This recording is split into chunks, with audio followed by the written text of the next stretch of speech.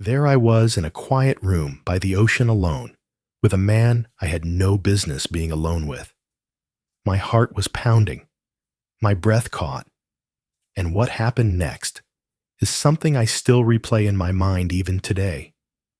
Welcome to Vows and Betrayals, where we share powerful true stories of love, longing, and the silent storms we carry inside, crafted especially for those of us who know that life after 40 is anything but simple. If stories like this speak to you, please take a moment to subscribe and support our growing community. Your support keeps these real human stories alive and helps others feel seen too. Now, let's go back to the beginning, to the moment I boarded that flight to Ghana, not knowing what was truly waiting for me. There's a kind of silence that only exists between two people who used to love each other out loud. That's the silence Richard and I lived in now. We weren't fighting. We weren't even distant. We were practiced, predictable, like a well-rehearsed script that neither of us had the heart to rewrite. After 17 years of marriage, our conversations revolved around groceries, gas bills, and our daughter's upcoming SATs. Even our disagreements had grown dull, efficient, quiet, and strangely polite. My name is Monica Grant. I'm 42. I used to be a writer, short fiction, mostly the kind that no one really paid for. Now, I spend most of my days in yoga pants, planning meals, and making appointments. There's nothing wrong with my life, nothing dramatic. But lately, I've started waking up with a tightness in my chest, like I'm living in someone else's story. The invitation came on a Tuesday. A glossy envelope in the mail with rose gold script that read, "You're invited to the wedding of Maya and Kojo, Cape Coast, Ghana." Maya is my cousin on my mother's side. We were close as kids, not so much as adults. She moved to California, then to Accra, then disappeared into a whirlwind of international living. This was the first I'd heard from her in over 2 years. I left the envelope on the counter for 3 days. When I finally mentioned it over dinner, Richard didn't even look up from his phone. Ghana. That's far. I've got the Chicago project that week. He didn't ask if I wanted to go. Didn't say he'd miss me. Just scrolled and nodded. And something in me clicked. For the first time in years, I booked a ticket without asking anyone. I didn't check the family calendar. I didn't even wait for approval. I wasn't running away. I wasn't chasing anything either.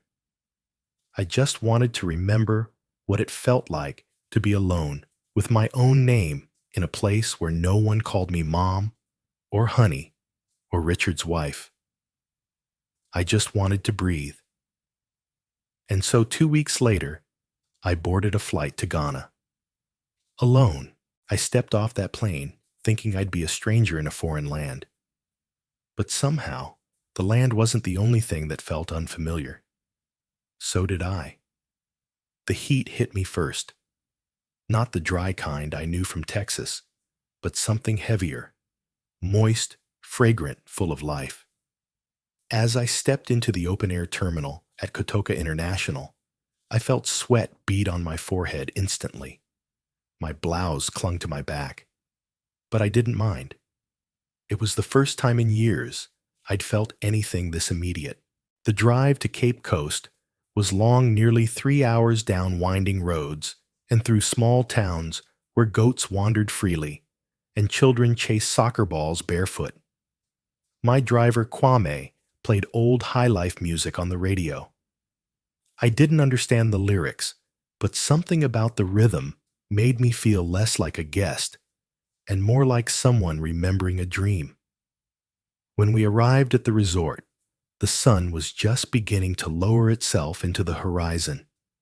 The place was breathtaking palm trees swaying against the breeze, white cabanas tucked between flowering shrubs, and beyond it, all the ocean wide, endless, and impossibly blue. A staff member greeted me with a drink I couldn't name, sweet cold, laced with something citrusy and sharp. I took a sip and looked out toward the water, letting the salt in the air settle into my skin. I checked in unpacked, changed into something light, and wandered down to the beach. There was a small open-air bar near the shore, glowing softly in the early evening light. That's when I saw him. He wasn't doing anything special, just polishing glasses behind the bar, laughing at something one of the guests said. But there was a calm in him, an ease in the way he moved that stood out. Tall, lean, barefoot in the sand. His shirt rolled up at the sleeves, skin warm under the fading sun. I didn't speak to him that evening. I didn't have to. But as I turned to walk back to my room, I realized something. I had noticed him. And worse part of me was hoping he had noticed me too. I didn't know how old he was. Mid-20s, maybe 24 if I had to guess. Young enough to make me feel ridiculous, but also awake, alive, like a flicker of something I hadn't felt in years. It started with harmless conversation, but deep down, I knew there's nothing harmless about being seen so clearly by someone you barely know. The next morning, I passed by the beachside bar again. And this time, Elijah wasn't mixing drinks, he was playing music. He sat on a low wooden stool, fingers dancing across the strings of a kora, a traditional West African harp I'd only ever seen in documentaries. The notes were soft flowing like water, but each one carried something ancient, something alive. He was humming along, not performing, just existing in the melody. His eyes were half closed, face tilted toward the sun. I froze. It wasn't romantic. It wasn't dramatic. But something about the moment held me still. There was a purity to it, a kind of presence I hadn't felt in years. Not from Richard, not even from myself. Elijah looked up, caught my gaze, and smiled, not like someone doing his job, but like someone who had been waiting for me without knowing it. That was our beginning. Later that day, I returned to the bar. I told myself I just needed a cold drink, that I liked the breeze, that it was the best spot to read. But Elijah was there again, and he remembered my name. Back again. Monica, is that a problem? Not at all. I like when people come back. He said it casually, like a bartender would. But something in his tone lingered. He handed me a cold glass with something citrusy and unfamiliar. I didn't ask what it was. I just sipped it and listened to the waves. We talked. About little things where he grew up a town outside Kumasi. I told him about Austin. He asked if I had kids. I said yes to one in high school, one starting college soon. He nodded like he was interested. Not polite interested, but actually interested. You ever miss who you used to be? He asked me once. I laughed. But then I went quiet. Because yes, I did. I used to write, I said. Stories. Nothing serious. Just things from my head. He nodded. Writers feel too much. That's why their hearts get quiet. I don't know why that line stayed with me, but it did. By the third day, I found myself skipping parts of the wedding program. A speech here, a brunch there. I wanted space. And that bar had become my space. Sometimes we didn't talk much. I'd read a book. He'd clean glasses. But the silence between us wasn't awkward. It was charged. Easy, but alive. That evening I wore a sundress.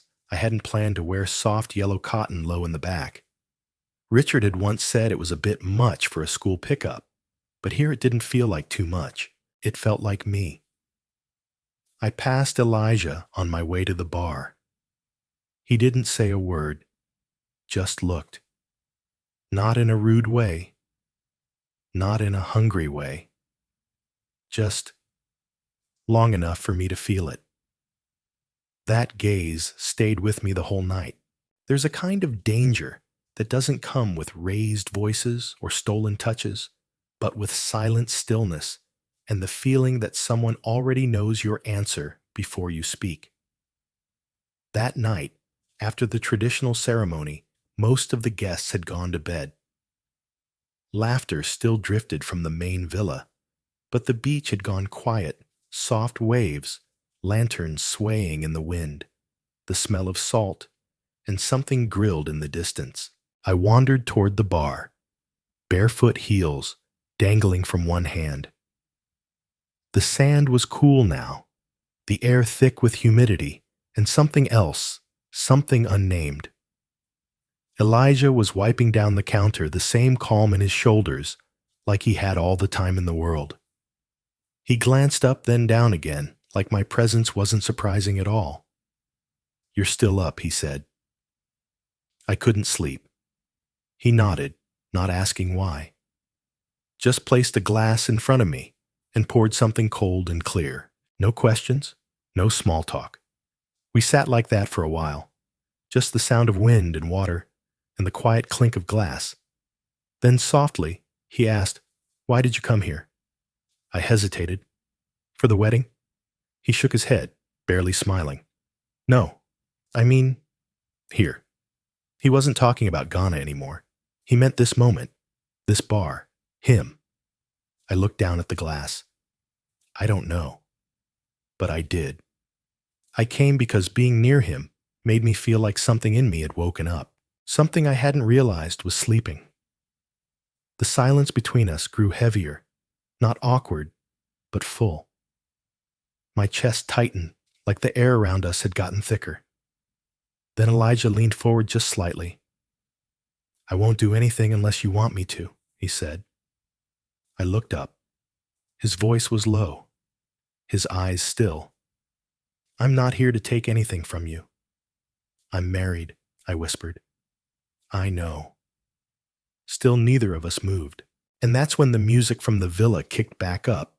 Someone had switched tracks, a beat dropped, and cheers erupted in the distance, like a wave crashing through whatever moment we had just built. I stood too fast. The stool scraped against the floor. I should go. He didn't stop me, just nodded once. But as I turned, I felt it, the weight of everything unsaid pressing against my back. And even as I walked away, part of me stayed there at that bar, still seated, still listening, still not ready to go. Before we step into what comes next, take a second to subscribe if you haven't already, and leave me just one dot in the comments below. Just one dot to say I'm still here, because what happens next, you won't see coming. The resort felt quieter that night. Not just quieter, emptier. It was the final night before most of the guests would fly home. People were tired, hungover, lingering in the last bits of vacation glow. The wedding couple had retired early, and the energy had mellowed into something slower, more intimate. There was an after-party of sorts at a villa by the water, small, dimly lit, with low music and the faint scent of grilled fish and coconut hanging in the air.